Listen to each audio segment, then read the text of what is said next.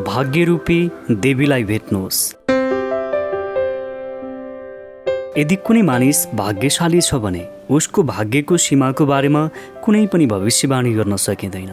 यदि उसलाई नदीमा फ्याँकिदिने हो भने पनि ऊ तैरिएर बाहिर मात्रै निस्कने छैन, उसको हातमा एउटा मोती पनि हुनेछ। बेबिलोनको भनाइ। हरेक व्यक्ति भाग्यमानी बन्न चाहन्छन्। आजभन्दा 4000 वर्ष पहिला प्राचीन बेबिलोनमा पनि मानिसहरूको मनमा भाग्यशाली बन्ने इच्छा आजका मानिसको मनमा भए जत्तिकै थियो। हामी सबै भाग्यरूपी देवीले हामीमाथि कृपा गरून् भन्ने चाहन्छौँ। के देवीलाई आफूतर्फ आकर्षित गर्न सक्ने र उनको कृपापात्र बन्न सक्ने कुनै तरिका छ? के उनको ध्यान आफूतिर खिच्न मात्र होइन, उनीबाट उदार वरदान पनि पाउन सकिने कुनै उपाय छ? के भाग्यशाली बन्ने कुनै तरिका छ? प्राचीन बेबिलोनका मानिसको मनमा पनि यिनै प्रश्नहरू उठे। उनीहरूले यी प्रश्नको उत्तर पत्ता लगाउने निर्णय गरे। उनीहरू चलाक र विचारशील थिए, त्यसैले उनीहरूको सहर आफ्नो समयमा सबभन्दा समृद्ध र शक्तिशाली बन्यो। त्यसबेला स्कुल या क्याम्पस थिएन। बेबिलोनमा एउटा ज्ञान केन्द्र थियो। त्यहाँ सैद्धान्तिक नभई व्यवहारिक ज्ञान दिइन्थ्यो। बेबिलोनका अग्ला घरहरूमध्ये एउटा अग्लो घर सम्राटको दरबार र मन्दिरहरू जति नै महत्त्वपूर्ण थियो। इतिहासको पुस्तकबाट तपाईँलाई यसबारेमा एकदमै थोरै जानकारी मिल्नेछ। जानकारी नमिल्ने सम्भावना धेरै छ। त्यस भवनलाई लिएर त्यस युगको चिन्तनमा ठुलो असर परेको थियो। त्यो भवन ज्ञानको मन्दिर थियो। त्यहाँ स्वयंसेवीहरूले ज्ञान प्रदान गर्थे। सार्वजनिक रुचिको विषयमा खुल्ला मञ्चमा विचार विमर्श हुन्थ्यो। त्यस भवनको पर्खालभित्र सबै व्यक्ति बराबर हुन्थे। सबभन्दा गरिब सेवकले पनि आफ्ना तर्कहरूद्वारा शाही घरानाका राजकुमारको विचारलाई गलत प्रमाणित गर्न सक्थ्यो। ज्ञानको यस मन्दिरमा कैयौँ मानिस नियमित जाने गर्थे। तिनीहरूमध्ये एक अर्काद नाम गरेको व्यक्ति पनि थियो। अर्कादलाई बेबिलोनको सबभन्दा धनी व्यक्ति भनिन्थ्यो। उसको आफ्नो विशेष हल थियो। हलमा हरेक दिन बेलुका धेरै मानिसहरू रोचक विषयमा चर्चा र बहस गर्न जम्मा हुन्थे। ती मानिसमा केही वृद्ध र केही युवाहरू पनि हुन्थे। अधिकांश भने युवा उमेर कटिसकेका र बुढो नभइसकेका हुन्थे। उनीहरूको कुरा सुन्यौँ भने हाम्रा लागि पनि राम्रो हुनेछ।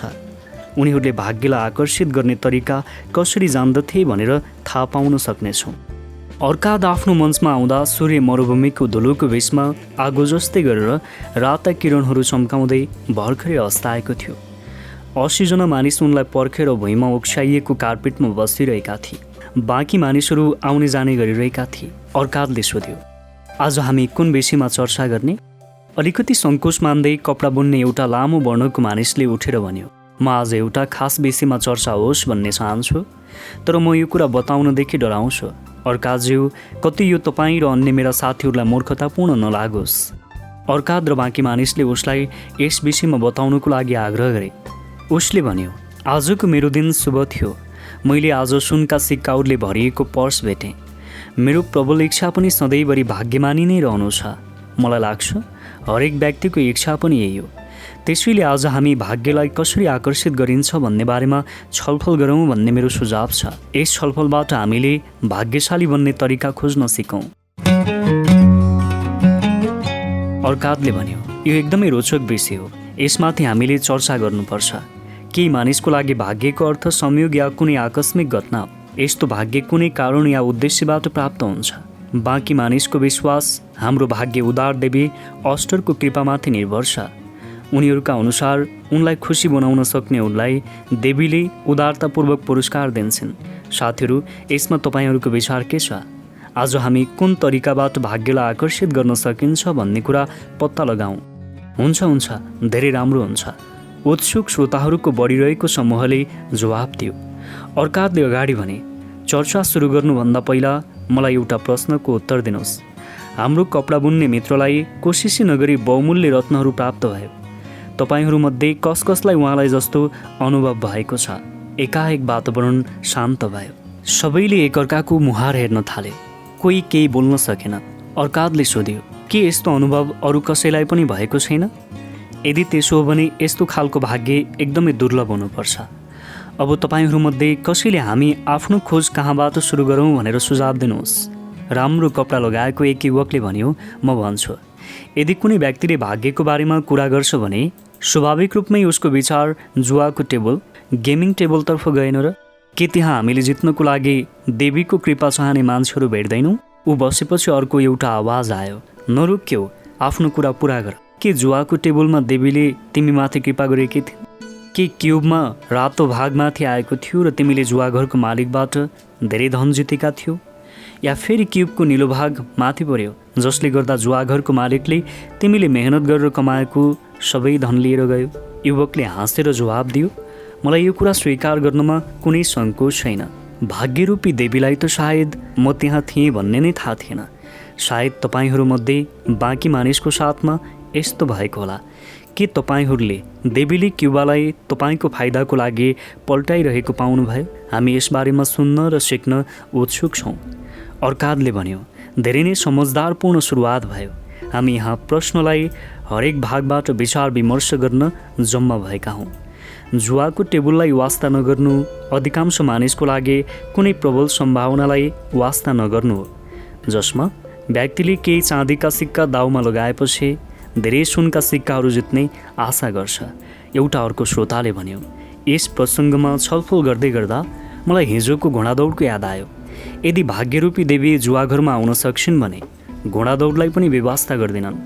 त्यहाँ सजिएका रथ र तीव्र गतिमा दौडने घोडाहरूले धेरै रोमाञ्च प्रदान गर्छन्। अर्काद, हामीलाई इमान्दारिताका साथ बताउनुहोस्, के भाग्यरूपी देवीले तपाईँको कानमा बिस्तारै आएर तिमी भोलि ननिभेको सानो घोडामा आफ्नो दाउ लगाऊ भनेकी थिइन्? म तपाईँकै पछाडि उभिरहेको थिएँ। तपाईँ त्यस सानो घोडामा आफ्नो बाजी लगाउँदै हुनुहुन्छ भन्ने सुनेपछि मलाई मेरो कानमाथि विश्वासै भएन। जबकि हामी सबैलाई थाहा छ जसमा तपाईँ पनि सामेल हुनुहुन्छ। निष्पक्ष घोडा दौडमा पुरै एरियामा कुनै पनि घोडाले हाम्रो प्रिय घोडालाई हराउन सक्दैन। के देवीले तपाईँको कानमा सानो घोडामा दाउ लगाउन भनेकी थिइन्? अन्तिम चक्कर लगाउने क्रममा भित्र भएको कालो घोडा लडखडायो, जसको कारणले हाम्रो घोडाको बाटोमा बाधा उत्पन्न भयो र तपाईँले बाजी लगाउनु भएको र विश्वासै गर्न नसकिने सानो घोडाले रेस जित्यो, जबकि त्यो घोडा त्यसका लागि उपयुक्त थिएन। अर्कादले अलिकति हाँस्दै भन्यो, देवीले घोडा दौडमा कुनै व्यक्तिको बाजीमा रुचि लिन्छन् भनेर अनुभव गर्नुपर्ने कारण के छ? मेरा लागि उनी प्रेम र गरिमाकी देवी हुन्। उनले आवश्यक मानिसहरूको मद्दत गर्छिन्, योग्य मानिसहरूलाई पुरस्कार दिन्छन्। म जुवाघर या घोडा दौडमा त्यसको खोजी गर्दिनँ। ती ठाउँहरूमा त धेरैजसो मानिसले धन कमाउनुको सट्टा गुमाउँछन्। बरु म दोस्रो विकल्प खोज्छु, जहाँ मानिसहरूका काम धेरै महत्त्वपूर्ण र पुरस्कारका लागि योग्य हुन्छन्। चाहे खेती होस् या इमान्दारितापूर्वक गरिने व्यवसाय, सबै काममा मानिसहरूसँग आफ्नो कोसिसबाट लाभ कमाउने अवसर हुन्छ। सायद सधैँभरि एउटै व्यक्तिलाई पुरस्कार मिल्ने छैन। धेरै पटक उसको निर्णय गलत पनि हुन सक्छ। धेरै पटक मौसम परिवर्तनको कारण उसका कोसिसहरू खेर जान सक्छन्। तर यदि उसमा लगन छ भने सामान्यतया उसलाई सधैँभरि फाइदा नै हुनेछ, किनभने फाइदाको अवसर सधैँ उसको पक्षमा हुन्छ। कुनै व्यक्तिले जुवाको टेबलमा जुवा खेल्छ भने स्थिति ठिक उल्टो हुन्छ। त्यहाँ सधैँभरि फाइदाको अवसर जुवाघरको मालिकको पक्षमा हुन्छ। जुवा सधैँ जुवाघरको मालिकको पक्षमा हुने गरी खेलाइन्छ। यो उसको व्यवसाय हो। उसले खेलाडीहरूको दाउबाट फाइदा कमाउने योजना बनाउँछ। जुवा खेल्नेहरूमध्ये धेरै कमलाई मात्र जुवाघरको मालिकको लाभ कति सुनिश्चित हुन्छ र उनीहरूको जित्ने सम्भावना कति अनिश्चित हुन्छ भन्ने थाहा हुन्छ। उदाहरणको लागि, हामी जुवाको क्युबमा लगाइएको दाउको बारेमा एकछिन विचार गरौँ। हामी क्युबलाई भुइँमा फ्याँक्दा कुन भाग माथि आउँछ भनेर दाउ लगाउँछौँ। रातो भाग माथि आयो भने जुवाघरको मालिकले हामीलाई दाउमा लगाइएको धनको 4 गुणा दिन्छ। यदि बाँकी 5 भागमध्ये कुनै पनि भाग माथि आयो भने हाम्रो दाउ डुब्नेछ। यसरी हरेक दाउमा हाम्रो हार्ने सम्भावना 5 गुणा बढी हुन्छ। यदि जुवाघरका मालिकले जित्यो भने 4 गुणा पैसा मात्रै हामीलाई दिन्छ। त्यसैले हामीले जित्ने सम्भावना 4 गुणा हुन्छ।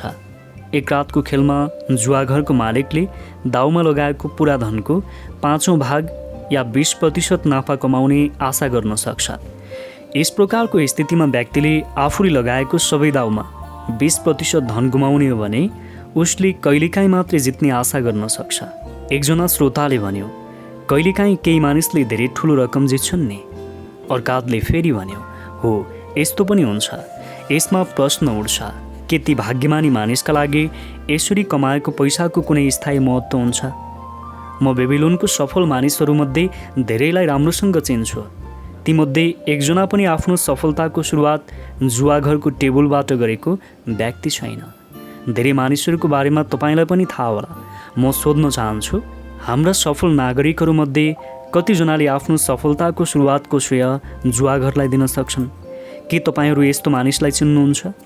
लामो समयको चुपचापपछि एकजना मानिसले सोध्यो, के हामी जुवाघरका मालिकलाई यस जाँचमा सामेल गराउन सक्छौँ? अर्काले भन्यो, यदि तपाईँहरू अरूको बारेमा केही सोच्न सक्नुहुन्न भने आफ्नै बारेमा भन्नुहोस्। के हाम्रो बिचमा जुवाघरमा लगातार जित्ने तर आफ्नो आम्दानीको यस्तो स्रोतको बारेमा सल्लाह दिन अप्ठ्यारो मान्ने व्यक्ति छ? अर्कातको यस चुनौतीको कारण मानिसहरूले आपसमा कुरा गरेको आवाज सुनियो। उनीहरू फेरि हाँस्न थाले। अर्कातले भन्यो, अहिलेको वातावरण हेर्दा देवी रहने प्राय जुवाघरबाट भाग्य प्राप्त हुँदैन भन्ने लागिरहेको छ। त्यसैले अब हामी अर्को क्षेत्रको खोज गरौँ। हामीले भाग्यको हराएको पर्स उठाउनसँग कुनै पनि सम्बन्ध नहुने कुरा थाहा पायौँ। भाग्य र जुवासँगको सम्बन्ध पनि नभएको निष्कर्ष निकाल्यौँ।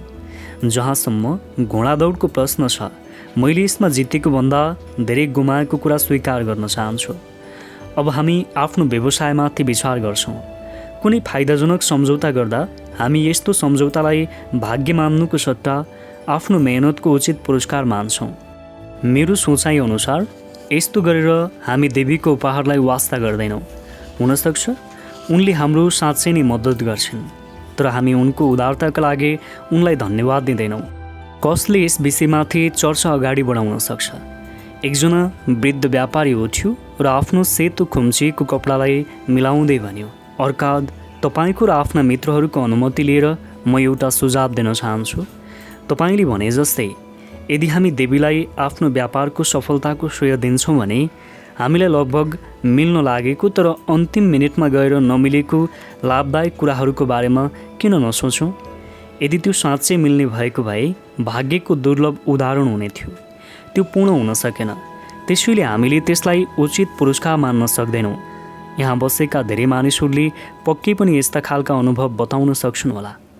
अर्कादले सहमत हुँदै भन्यो, यो समझदारीले भरिएको सुझाव हो। भाग्य तपाईँहरूमध्ये कतिको मुठीमा थियो तर अन्तिम मिनेटमा गएर चिप्लियो। धेरै हातहरू उठे, जसमा त्यस व्यापारीको हात पनि थियो। अर्कादले उसलाई बोल्ने मौका दियो। तपाईँले नै यो सुझाव दिनुभएको हो, त्यसैले सबभन्दा पहिला हामी तपाईँको मुखबाट यसबारेमा सुन्न चाहन्छौँ। व्यापारीले भन्यो, म खुसीसाथ आफ्नो जीवनको एउटा घटना बताउनेछु। यसबाट भाग्य नजिकै आउँदा पनि मानिसले अन्धोली जस्तो त्यसलाई आफ्नो हातबाट फुत्कन दिन्छ भन्ने कुरा तपाईँहरूले थाहा पाउनुहुनेछ। यसबाट उसलाई नोक्सान हुन्छ र पछि पछुताउन पुग्छ। धेरै वर्ष पहिला म युवा थिएँ। केही समय पहिला मात्रै मेरो विवाह भएको थियो। ती दिनहरूमा मैले भर्खरै कमाउन सुरु गरिरहेको थिएँ। एक दिन मेरा बुबाले मसँग आएर एउटा योजनामा लगानी गर्न कर गर्नुभयो। मेरा बुबाको मित्रले जग्गाको सानो टुक्रा देख्नु भएको थियो, जुन हाम्रो सहरको बाहिरी पर्खालभन्दा धेरै टाढा थिएन। उक्त जग्गा नहरभन्दा धेरै माथि थियो र त्यहाँसम्म पानी पुग्न सक्दैन थियो। मेरो बुबाको साथीको छोराले उक्त जग्गा किनेर सानो कुलो बनाउने र त्यस जग्गालाई उब्जाउ भूमि बनाउने योजना बनाएको थियो। त्यस जग्गालाई 2-3 टुक्रा पारेर सब्जी बनाउनको लागि सहरका मानिसहरूलाई बेच्ने उसको योजना थियो। मेरा बुबाको साथीको छोरासँग यो काम गर्नको लागि पर्याप्त पैसा थिएन। मेरो जस्तै उसको आम्दानी पनि सामान्य थियो। उसको बुबा पनि मेरो बुबा जस्तै ठुलो परिवार र कम संसाधन भएको मानिस हुनुहुन्थ्यो। त्यसैले उसले केही मानिसलाई आफ्नो पार्टनर बनाउने निर्णय गर्यो। उसलाई 12 जना लगानीकर्ताको खाँचो थियो। जमिन बिक्री भइसकेपछि नाफा आपसमा बाँड्ने योजना थियो। मेरो बुबाले मलाई भन्नुभयो, छोरा, तिमी अहिले जवान छौ, तिमीले आफ्नो लागि धेरै जग्गा जोड, मानिसहरूले तिम्रो सम्मान गरून्, यही मेरो इच्छा छ। आफ्नो बुबाको गल्तीको ज्ञानबाट लाभ उठाऊ। मैले जवाब दिएँ, मेरो पनि यही इच्छा छ। त्यसो भए म तिमीलाई सल्लाह दिन्छु, तिमी मैले तिम्रो उमेरमा गर्न नसकेको एउटा काम गर। आफ्नो आम्दानीको 10औं भागलाई लगानीका लागि छुट्टै राख। आफ्नो आम्दानीको 1 भाग र त्यसबाट मिल्ने ब्याजको मद्दतले मेरो उमेरसम्म तिमीले धेरै सम्पत्ति जम्मा गर्न सक्छौ। बुबा, तपाईँले एकदमै राम्रो कुरा गर्नुभयो। म धनी बन्न चाहन्छु, तर मेरो आम्दानीसँग धेरै खर्चहरू पनि जोडिएका छन्। त्यसैले तपाईँले भन्नुभएको कुरा गर्न मलाई गाह्रो भइरहेको छ। म अहिले जवान छु, मसँग अझै धेरै समय बाँकी छ। तिम्रो उमेरमा मैले पनि यही सोचेको थिएँ, तर हेर समय त्यत्तिकै बित्दै गयो। मैले सुरुवात समेत गर्न सकिनँ। अब जमाना बदलिसकेको छ बुवा, म तपाईँको गल्तीबाट बस्नेछु। अवसर तिम्रो अगाडि उभिरहेको छ छोरा, यसले तिमीलाई एउटा मौका दिइरहेको छ। यो मौकाले तिमीलाई सम्पत्तिको बाटोतर्फ लिएर जान सक्छ। तिमीलाई मेरो भन्नु यति मात्र छ, ढिला नगर। भोलि बिहानै मेरो साथीको छोरो भएको ठाउँमा जाऊ। उसँग तिमी पनि 10% लगानी गर्दैछौ भनेर सम्झौता गरेर आऊ। भोलि नै जाऊ, अवसरले कसैलाई पर्खँदैन। आज सामुन्ने छ भने भोलि टाढा पुग्नेछ, त्यसैले ढिला नगर। मेरो बुबाले यति राम्रो सल्लाह दिँदै पनि म पछि हटिरहेको थिएँ। पूर्वी देशहरूबाट व्यापारीहरूले नयाँ र राम्रा कपडाहरू लिएर आएका थिए। ती कपडा आकर्षक देखिरहेका थिए। मैले र मेरी पत्नीले तिनलाई किन्नुपर्ने अनुभव गऱ्यौँ। यदि म जग्गामा 10% लगानी गर्न गएको भए हामीले ती कपडा किन्न सक्ने थिएनौँ र आनन्दबाट पनि विमुख हुन्थ्यौँ। जग्गाको निर्णय लिनमा मैले धेरै ढिला गरेँ। पछि यसमा मलाई धेरै पश्चाताप लाग्यो। त्यो जग्गाको लगानी सोचेभन्दा पनि बढी नाफामा बेचियो। मैले कसरी आफ्नो भाग्यलाई आफूसँगबाट जान दिएँ भन्ने कुरा मेरो यस सत्य घटनाले बताउँछ। मरुभूमिबाट आएको एकजना मानिसले उठेर भन्यो, यस कहानीबाट अवसरलाई स्वीकार गर्ने व्यक्ति भएकै ठाउँमा भाग्य आउँछ भनेर हामीले बुझ्न सक्छौँ। सम्पत्ति जम्मा गर्नुको लागि सधैँ एउटा सुरुवात गर्नुपर्ने हुन्छ। सुरुमा सम्पत्ति सुन या चाँदीका सिक्काहरूमै सीमित हुन्छ। तिनै सिक्काहरूलाई धनी बन्न चाहने मानिसले आफ्नो आम्दानीबाट बचाएर आफ्नो पहिलो लगानी गर्छन्। म आफै धेरै गाईबस्तुको मालिक छु। गाईबस्तु पाल्नको लागि सुरुवातमा मैले चाँदीको एउटा सिक्काबाट एउटा सानो बाछी किनेको थिएँ। यो मेरो सम्पत्तिको सुरुवात थियो, त्यसैले मेरो लागि धेरै महत्त्वपूर्ण थियो। पहिलो सुरुवातबाट सम्पत्ति बनाउनु मानिसको क्षमताको कुरा हो। पहिलो पाइला धेरै नै महत्त्वपूर्ण हुन्छ। पहिलो पाइला अघि बढाएपछि मानिस मेहनतबाट धन कमाउने व्यक्तिको सट्टा आफ्नो लगानीबाट नाफा कमाउने व्यक्तिमा परिवर्तन हुन्छ। भाग्यले केही मानिसले सानै उमेरमा पहिलो पाइला चाल्छन्। उनीहरू आर्थिक क्षेत्रमा ढिलो पाइला अगाडि बढाउने भन्दा सफल बन्छन्। उनीहरू कहिल्यै पनि पाइला अगाडि नबढाउने दुर्भाग्यशाली मानिसहरूभन्दा त धेरै नै सफल हुन्छन्। जस्तो अघिको व्यापारी बुबाको साथमा भयो। यदि मेरा व्यापारी साथीले अवसर सामुन्ने आउँदा आफ्नो जवानीमा यो कदम उठाएको भए आज उनलाई संसारका धेरै चिजको वरदान मिल्ने थियो। यदि हाम्रो कपडा सिउने मित्रले त्यस बेलामा यो पाइला बढाएको भए आज उनीसँग पनि धेरै सम्पत्ति हुने थियो। विदेशबाट आएको अपरिचित मित्रले उठेर भन्यो, धन्यवाद, म पनि केही बोल्न चाहन्छु। म सिरियाबाट आएको हुँ। मलाई तपाईँको भाषा राम्रोसँग बोल्न आउँदैन। म नाफा हुने कामलाई पनि वास्ता नगर्ने व्यापारीलाई एउटा नामबाट सम्बोधन गर्न चाहन्छु। सायद तपाईँहरूले यो शालीन नाम होइन भनेर सोच्नुहुन्छ, तैपनि उसलाई म त्यस नामले सम्बोधन गर्न चाहन्छु। तर मलाई तपाईँहरूको भाषाको त्यो शब्द थाहा छैन। यदि मैले सिरिया भाषामा बोल्ने हो भने तपाईँहरूले बुझ्न सक्नुहुन्न। त्यसैले मेरा मित्रहरू, तपाईँहरू नै नाफा हुने कामलाई पनि वास्ता नगर्ने मानिसलाई के भन्नुहुन्छ भनेर बताउनुहोस्। एकचोटि आवाज आयो, आलटाल गर्ने मानिस हो। त्यही सिरियाबाट आएको मानिसले आफ्ना दुईवटा हातलाई माथि उछाल्दै भन्यो, यस्तो मानिसले अवसर आउँदा पनि त्यसलाई स्वीकार गर्दैन, पर्खिरहन्छ। मेरो अगाडि धेरै कामहरू बाँकी छन्, त्यसैले म बचत गर्ने काम बिस्तारै गर्नेछु भन्छ। अवसरले यस्ता ढिला मानिसहरूलाई पर्खँदैन। यदि मानिस भाग्यमानी बन्न चाहन्छ भने उसले तत्कालै पाइला बढाउनु पर्ने कुरा अवसरले सोच्छ। अवसर आउँदा तत्कालै पाइला नचाल्ने मानिसहरू हाम्रा व्यापारी मित्र जस्तै आलटाल गर्ने मानिस हुन्। व्यापारीले उठेर टाउको निहुराउँदै मानिसहरूको हाँसोको प्रतिक्रिया दियो, अपरिचित मित्र, तपाईँ हाम्रो अतिथि हुनुहुन्छ। म तपाईँको प्रशंसा गर्छु। जसले आफूलाई लागेको सत्य कुरा बोल्नमा अलिकति पनि गाह्रो मानेन। अर्काले भन्यो, अवसर गुमाएको अर्को एउटा कहानी हामीलाई कसले सुनाउने? रातो कपडा लगाएको एकजना मानिस उठेर बोल्न थाल्यो, म सुनाउँछु। म जनावरहरू किन्ने मानिस हुँ। विशेष गरेर म ऊँट र घोडाहरू किन्छु। एक रात अचानक मेरा अगाडि एउटा अवसर आयो। मैले त्यसको अलिकति पनि आश गरेको थिएन। सायद यही कारणले गर्दा मैले त्यो अवसर हातबाट जान दिएँ। यसबारे पुरै फैसला त तपाईँहरूले नै गर्नुभयो भने राम्रो होला। म ऊँट किन्न भनेर सहरभन्दा बाहिर गएको थिएँ। 10 दिनको निराशाजनक यात्रापछि म फर्केँ।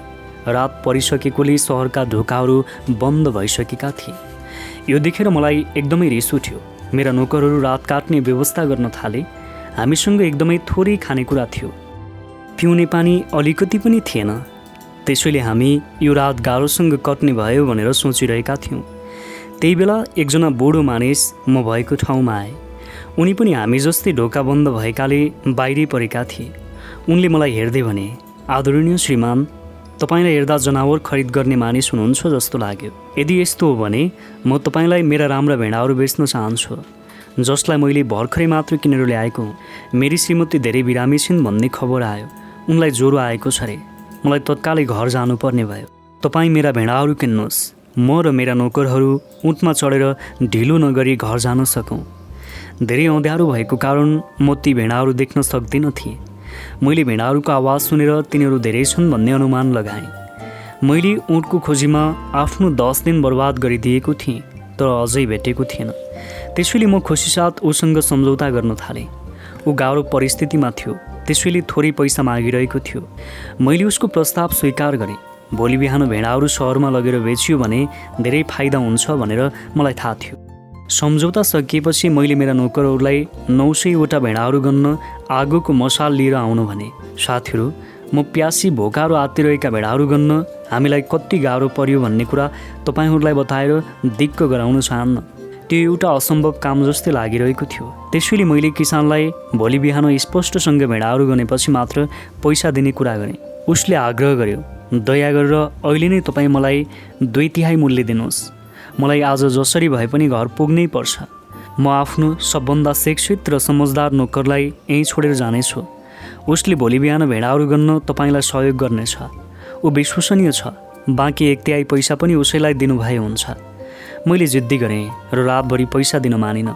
बिहान म उठ्नुभन्दा पहिल्यै सहरका ढोकाहरू खुली र 4 जना खरिदारहरू भेडाहरू खोज्दै सहरबाट बाहिर आए। उनीहरू धेरै मूल्य दिनको लागि तयार थिए। सहरमा युद्धको घेराबन्दीको खतरा देखिनु र खानेकुरा उनीहरूसँग पर्याप्त नहुनाले उनीहरू धेरै मूल्य दिन पनि तयार हुनुको कारण थियो। किसानले मलाई भेडा दिन तयार भएको मूल्यभन्दा उसलाई 3 गुणा धेरै मूल्य मिल्यो। यो धेरै नै ठुलो अवसर थियो जुन मैले आफ्नो हातबाट चिप्ल्याएँ। अर्काले टिप्पणी गर्दै भन्यो, यो त धेरै असामान्य घटना हो। यसबाट हामीले के शिक्षा लिन सक्छौँ त? घोडा बाँध्ने तबेला बनाउने मानिसले भन्यो, यदि हामीलाई हाम्रो सम्झौता समझदारीपूर्ण छ भन्ने लाग्छ भने तत्काल पैसा दिनुपर्छ भन्ने शिक्षा यस घटनाबाट मिल्न सक्छ। यदि सम्झौता राम्रो छ भने हामीले आफ्नै कमजोरीहरूबाट पनि आफ्नो रक्षा गर्नुपर्ने हुन्छ। मानिसको विचार बदलिरहन्छ। हामी आफ्नो मनलाई धेरै छिटो बदल्छौँ। आफू सही भएको बेलामा अझै छिटो बदल्छौँ। गलत निर्णयको बारेमा हामी जिद्दी हुन्छौँ। सही निर्णय लिने बेलामा हामी हिचकिच्याउँछौँ। अवसरलाई आफ्नो हातबाट चिप्लन दिन्छौँ। मेरो हकमा पनि मेरो पहिलो निर्णय श्रेष्ठ हुन्छ, तर मैले सधैँ राम्रो सम्झौता गर्ने बेलामा आफूलाई हिचकिचाहट र आलटाल गर्ने गरेको पाएको छु। सिरिया निवासीले फेरि एकपटक उभिएर भन्यो, धन्यवाद, म फेरि एकपटक बोल्न चाहन्छु। यी घटनाहरू लगभग एउटै जस्ता छन्। हरेक पटक अवसर एउटै कारणले टाढा भाग्छ। हरेक पटक भाग्य आलटाल गर्ने मानिसहरू कहाँ जान्छ र राम्रो योजना पेश गर्छ, अनि हरेक पटक आलटाल गर्नेहरू हिचकिच्याउँछन्। उनीहरूले अहिले सबभन्दा राम्रो समय हो, मैले यसलाई तत्कालै गर्नुपर्छ भन्ने सोच्दैनन्। यसको सट्टा उनीहरूले आलटाल गर्छन्। मानिसहरू यसरी कसरी सफल हुन सक्छन्? खरिदारले भन्यो, तपाईँका शब्दहरूमा समझदारी छ। यी 2 घटनामा आलटाल गर्नाले भाग्य टाढा भएको थियो। यो असामान्य कुरा भने होइन। आलटाल गर्ने बानी सबैमा हुन्छ। हामी सम्पत्ति चाहन्छौँ, तर अवसर हाम्रा सामुन्ने आउँदा आलटाल गर्ने प्रवृत्तिले गर्दा हामी त्यसलाई तत्कालै स्वीकार गर्दैनौँ। यसरी हामी आफ्नै सबभन्दा ठुलो शत्रु बन्छौँ। आफ्नो जवानीमा म आलटाल शब्दको बारेमा जान्दैन थिएँ। यो हाम्रो सिरियाका मित्रलाई धेरै मन परेको शब्द हो। म पहिला त आफ्ना गलत निर्णयको कारण मेरो हातबाट धेरै लाभदायक सम्झौताहरू चिप्लिए भन्ने सोच्थेँ। पछि मैले आफ्नो जिद्दी स्वभावलाई यसको दोष दिएँ। अन्त्यमा मलाई यसको सत्यताको बारेमा थाहा भयो। मैले तत्काल र निर्णायक काम गर्नु पर्थ्यो, तर अनावश्यक रूपमा ढिलो भइरहेको थियो भनेर थाहा पाएँ।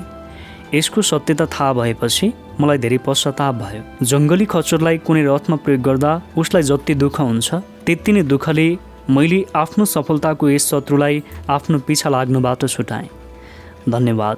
म अब आफ्ना व्यापारी मित्रलाई एउटा प्रश्न सोध्न चाहन्छु। तपाईँ राम्रो कपडा लगाउनुहुन्छ, तपाईँका कपडा गरिबका जस्ता छैनन्, तपाईँ सफल मानिस जस्तै बोल्नुहुन्छ, हामीलाई बताउनुहोस्।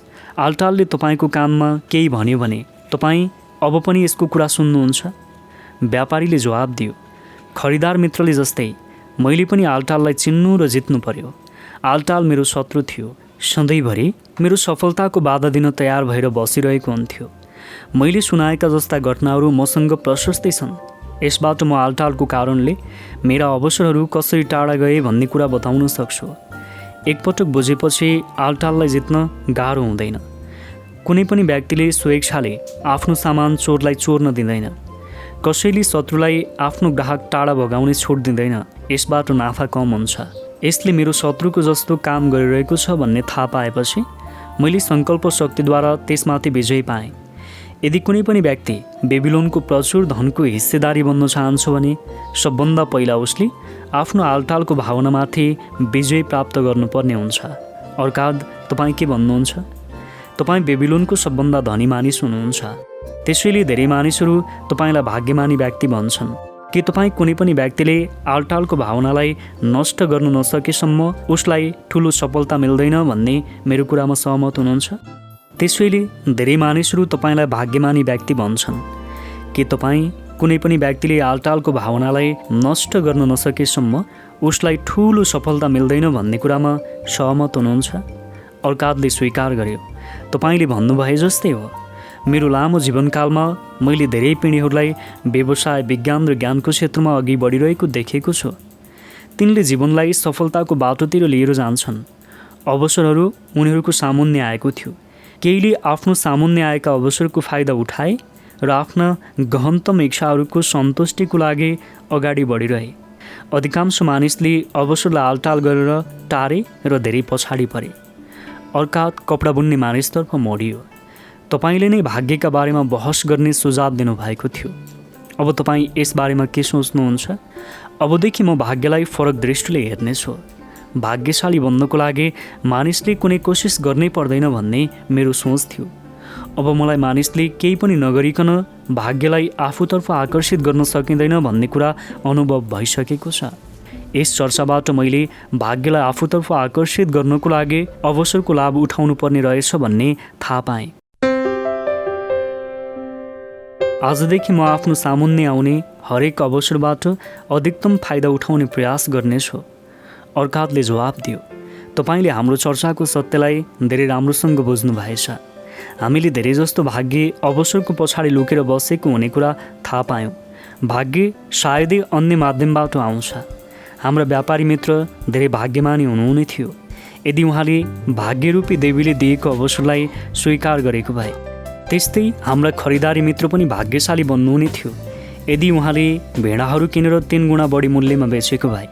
हामीले यो चर्चा हामी भाग्यलाई आफूतर्फ आकर्षित गर्ने तरिका खोज्न सकौँ भन्ने उद्देश्यले सुरु गरेका थियौँ।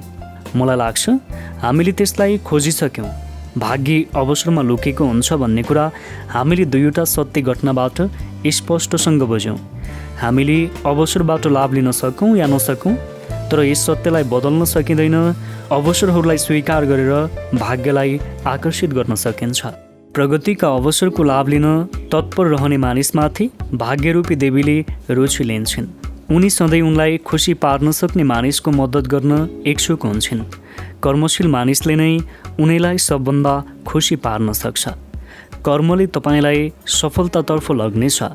भाग्यरूपी देवीले कर्मशील मानिसमाथि कृपा गर्छन्।